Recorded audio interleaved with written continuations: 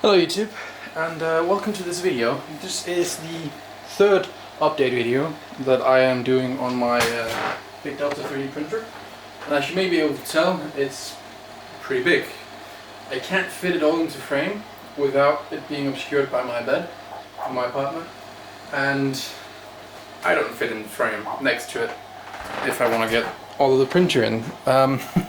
So let's move up a bit. Let's move up to the printer and let's go over it. Okay, so if we go top down, up here is just my spool mounts. Now in retrospect, what I should have done when building this printer was mount all the electronics up here at the top. Now, that would be the wise thing to do because it would have saved me around 27 meters of cables.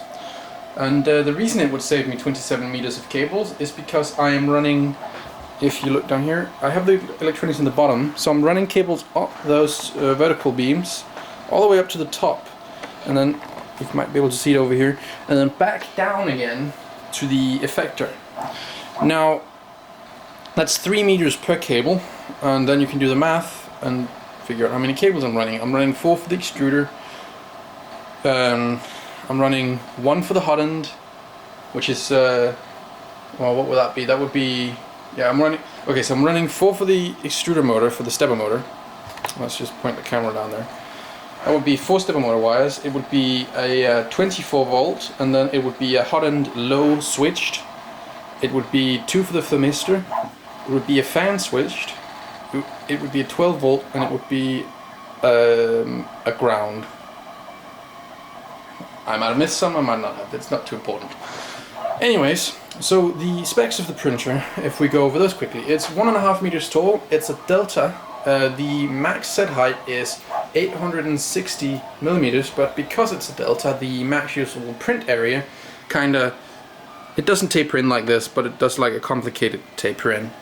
But that means that it's more like 700 millimeters or 750 maybe usable print height over a 400 millimeter diameter. So that's pretty big. I haven't actually used that much of the print area yet, but I have printed some pretty big things. Printed like a full-sized birdhouse. Where's my hands? My hands are here. Yeah, I can't get that in frame that easily. I've printed like a full-sized birdhouse, and I've printed a one-to-one bust of a friend's dad, because that was a Christmas wish apparently. And yeah, so huge print area. But mostly I just use it for, well, it's my main printer. Actually, let's just go over here, so this was printed on it, for example. So it's a large printer, but it's not like it's incapable of detail. And I just realized something. I have to turn off stabilization when my camera is on a tripod. I can't, because it's filming. It's great. I hope it's not too shaky in that case. But yeah, so it's not like it's incapable of detail. Now this doesn't run as smoothly as I wanted it to, because I didn't read the instructions before printing, and it turns out I printed this thread with too high of a layer height. It still works though, it's just a bit less fluid. But yeah, so that's the general thing. I'm then running a JHEAD V8, which is the genuine JHEAD from hotends.com. It's got a 0.4 millimeter nozzle diameter, and it's using 1.7 millimeter filament, 1.75 millimeter filament.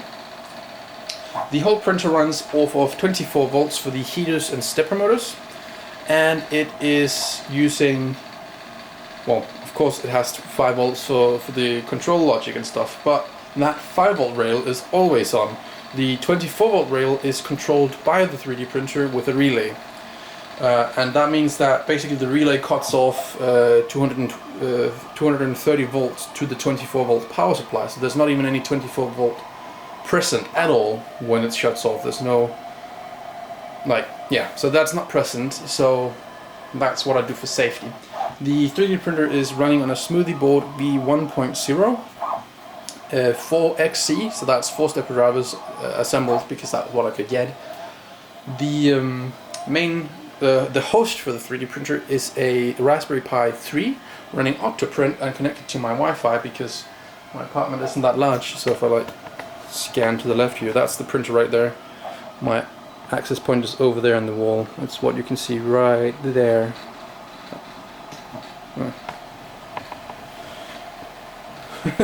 I just realized, you just saw how high that was. Yeah, I had a bit of a cold recently, so I slept with like 3 pillows.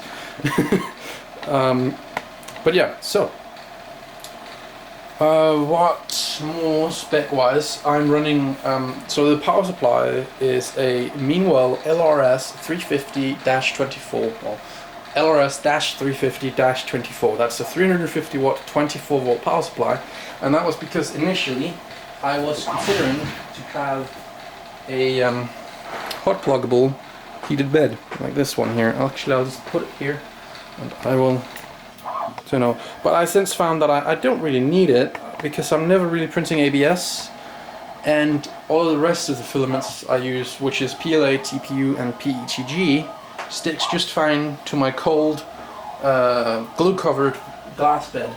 So yeah, I haven't actually used that heated bed. Well, I used it once, and that time I used it I still had a PLA effector and it warped like crazy. So yeah, haven't actually used it successfully, and it turns out I don't need it. So yeah, I think that's about it really for this. Oh, actually, I did forget one important thing. I will move over here. I'll try and get the tripod down.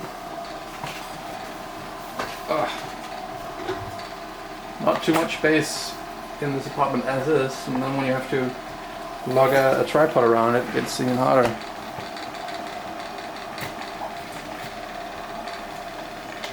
Also, this is what 40% 3D honeycomb infill sounds like. It basically sounds like a big library.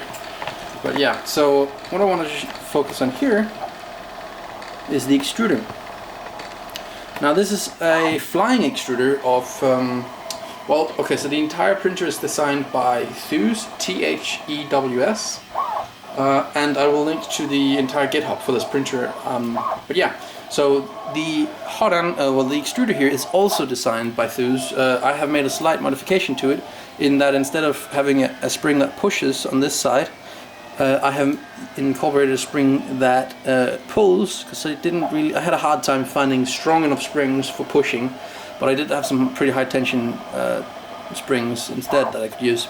And then I've added a stop here, and this stop is basically just a screw that I can screw in and out, and that basically sets how far can this press into the hob there, and that is for when I'm running flexible filaments, so it doesn't squish it too much.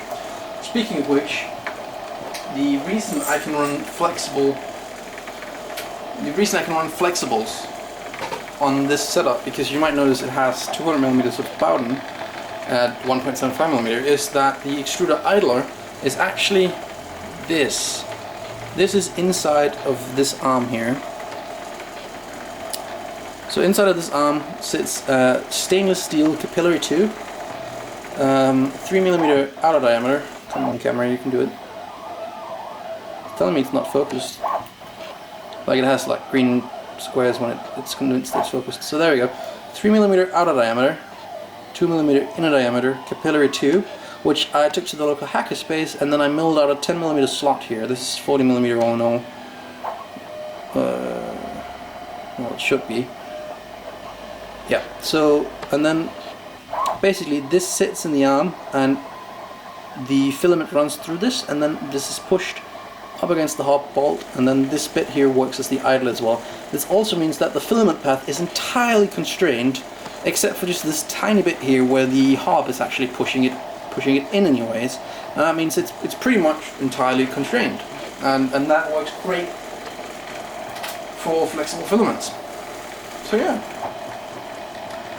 that is probably the bullet list of, well, features and specs for this 3D printer of mine. So thank you for watching again. This will, as my other updates for my 3D printer, this will replace the last video made. And yeah, this is the 3D printer as of today. Thank Thank you for watching and goodbye.